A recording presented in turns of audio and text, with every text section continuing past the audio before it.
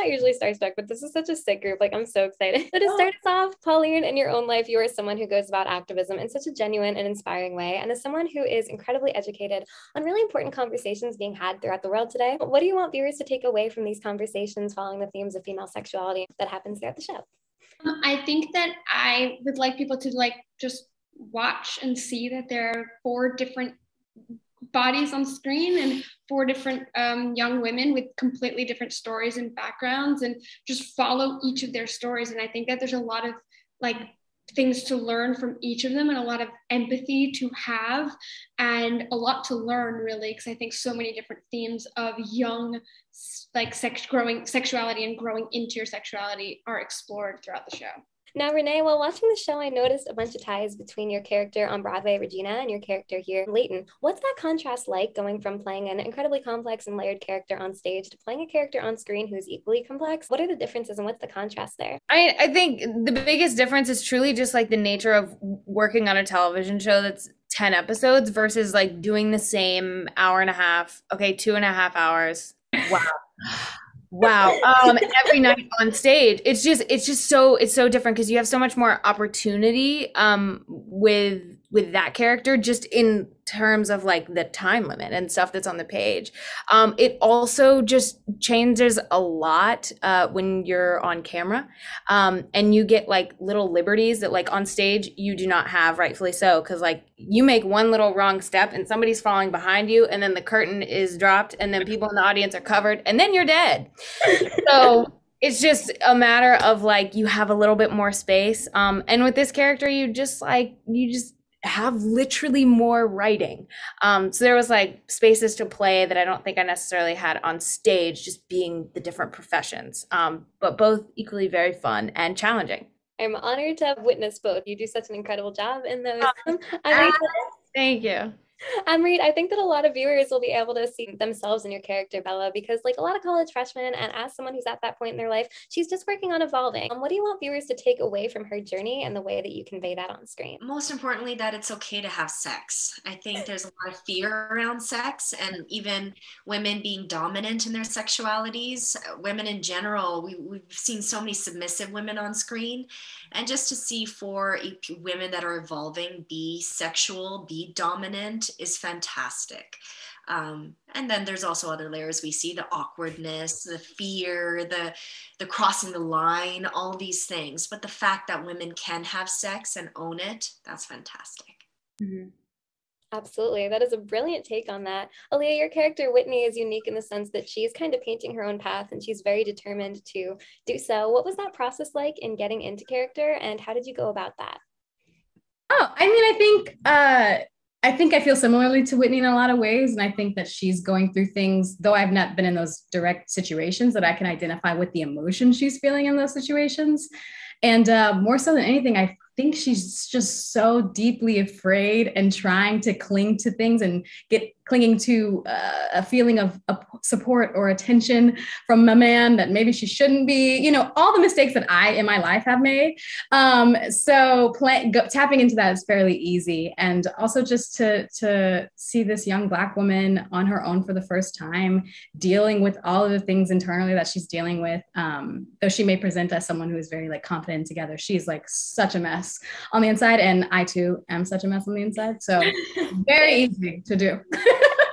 You guys all do such a good job of conveying that, and that's what makes the show so authentic, which I really, really love. Pauline, one of my favorite things about you is that you are a double threat. Well, you're many threats, but you are a double threat in this context. You have a background in both directing and acting. Kimberly is such a unique and lovable character. She's a lot of layers to her. Do you think that your background and directing experience allowed you to analyze her on a deeper level, and what did you kind of learn about her in that process?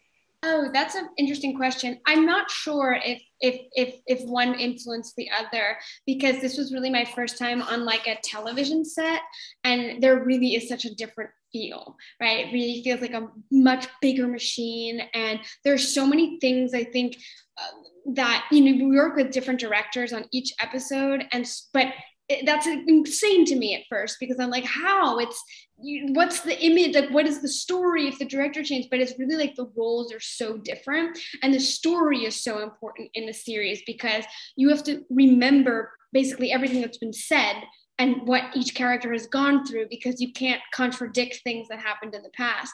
So I think what the opposite is true, actually, like coming in and being like, okay, I'm just an actor. I have nothing to do with the creative side. I have nothing to do with directing or writing or anything. And how do I show up to work, and how do I do that? And I think that really worked for Kimberly, who is arriving at school at the first time where she doesn't know anyone. And I was like, okay, I'm just gonna like ride that wave. You do that so well. You all do that so well, guys. This show is insane. It's so incredible. And I am seriously such a fan of all four of you. I'm so excited. I'm so excited for everyone to see this. Thank you guys for joining me today. I really appreciate it. Thank you. Have a good one. Take care. Bye. Hi, Mindy. Hi, Justin. How are you? Really good, Sydney. Great to hear it. Nice to meet you, Sydney. So to start us out, Mindy, this show is incredibly important because you go about conversations regarding such important topics of sexuality and female empowerment that aren't typically talked about in a mainstream way. You apply them to characters who are such authentic and relatable people, which really creates that relatability. What do you hope that viewers who may be struggling with these particular instances take away from those conversations? Okay, thank you for saying that. Justin, we want people to relate to the show and think it's really funny. We wanted to do a show with women set in college because it just feels like this incredibly specific random thing that a lot of people have experienced, which is you don't choose your roommates, you just show up to a place and there's these other random people and you have to live with them, and it's the only time in your life that happens. And I think that for Justin and me, the idea of doing a show that was based on their sort of sex and romantic lives felt really fun and titillating, and like a good challenge for us. That brings me into my next question. Justin, this is an incredible project. You guys do such an amazing job conveying that. Where did the original inspiration come from when it came to this storyline? Well, I mean, the original inspiration is all Mindy. Mindy wanted to develop a show about women in college, and she, in a way that I will never be able to pay her back for, contacted me and said, "Hey, would you like to do this project with me?" Me, not being an idiot, said, "Yes, I would love to work with you and develop a show with you."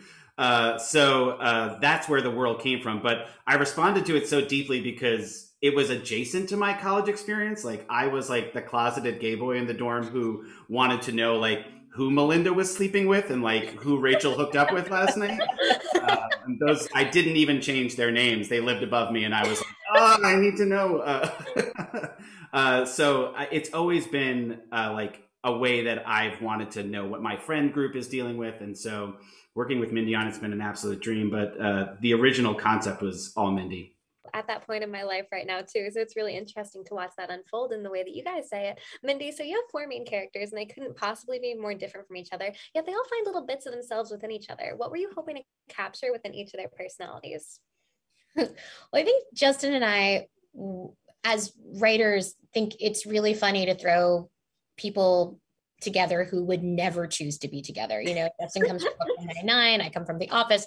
Nobody's like choosing to be with those other people. And so, you know, taking that dynamic and putting it into the show, they could not be more different. Like Bella could not be more irritating to Leighton and to Whitney. And one's an athlete. One is sort of more a traditional wealthy girl from the Upper East Side. One is a sheltered girl from Arizona. And one is an Indian comedy nerd. So I think that is where comedy lives, right? Is like in those contrasts.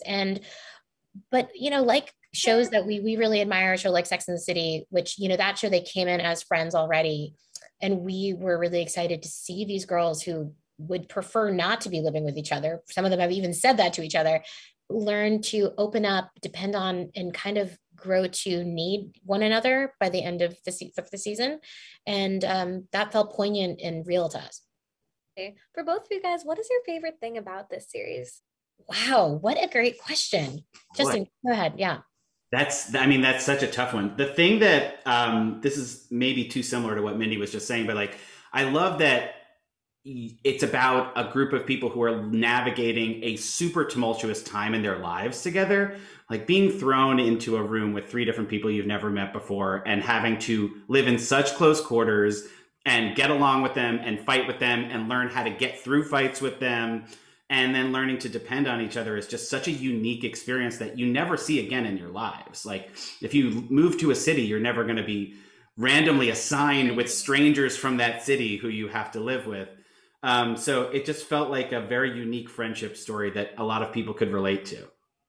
I loved how that, I love that the show gets to be a lot of different things. Like there is really touching, heartbreaking breakups and coming out stories, but then hard comedies, naked parties, outrageous behavior. And honestly, selfishly, I think Justin and I were really excited to have like so much representation, like Lolo Spencer, who I've never seen like an incredibly like chic, sex positive girl who's in a chair. She's going to the naked party. She knows who she is. And, and Christopher Meyer, there's no tokens anywhere. It's just like a super diverse show that doesn't feel like it's trying to teach you a lesson about diversity. So I think that we're really proud about that. You guys do such an amazing job. I'm so excited for everyone to see the show. Mindy, Justin, thank you so much for joining me today. I really appreciate it.